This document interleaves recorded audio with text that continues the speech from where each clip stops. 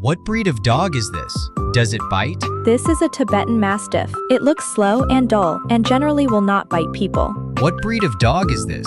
Does it bite? This is a golden retriever. It is one of the gentlest animals. Chubby and cute in appearance. They are very friendly and rarely bite. What breed of dog is this?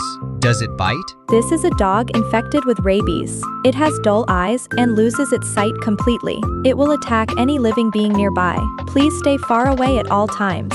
What breed of dog is this?